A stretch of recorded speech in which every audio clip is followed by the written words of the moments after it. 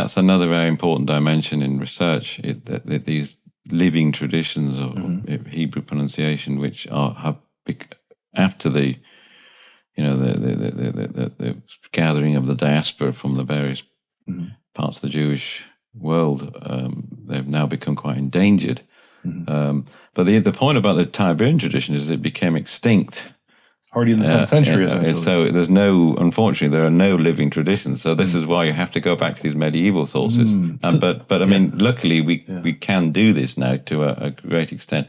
It also demands a certain analysis of how to understand, how to analyze the pronunciation and the so-called phonology and the prosody, the way in which syllables are put together. But this is what I do in my book. So it's interesting you say it was extinct. So here's a really interesting distinction with the Babylonian pronunciation.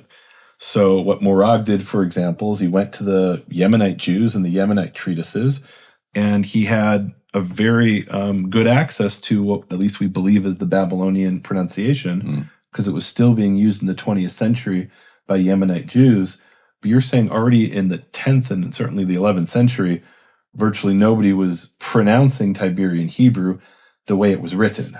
No, but certainly in the Middle Ages, certainly the later Middle Ages, it seems to have become extinct. But even the Yemenite Jews, their pronunciation does seem to go back, inherited from Babylonian pronunciation. There are slight differences here and there, but essentially that seems to be where they got their pronunciation tradition from. I mean, the point is that Hebrew pronunciation is dependent on various factors. One of them is region. So, I mean, I'm talking about modern pronunciation. One of them is the region. So, modern pronunciation of Hebrew gets influenced by languages in contact. So, for example, the Yemenite traditions, by the way, there are several different Yemenite traditions, but they have been influenced to some extent by the local Arabic pronunciation. Then another factor is a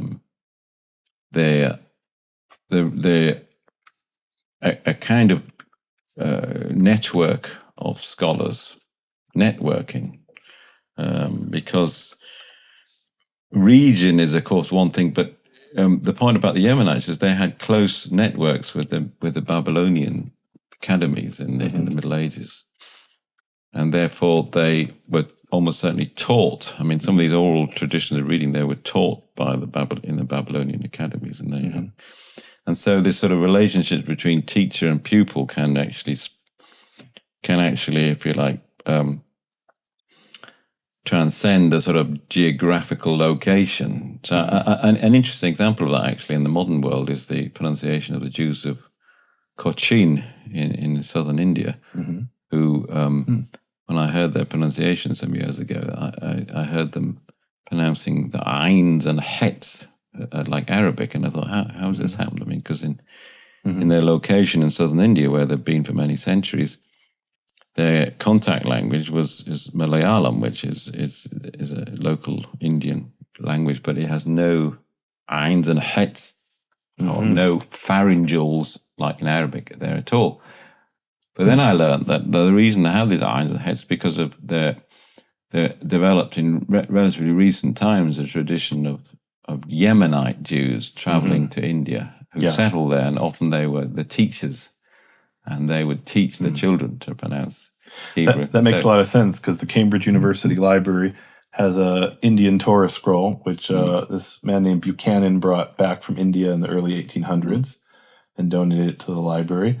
And that is, in all respects, a Yemenite Torah scroll, probably from the 15th century. So that's, for me, that shows direct. And they also have traditions in the Yemen, the Cochin, or maybe not the Cochin Jews, but some of the Jewish communities there, because there were different Jewish communities there.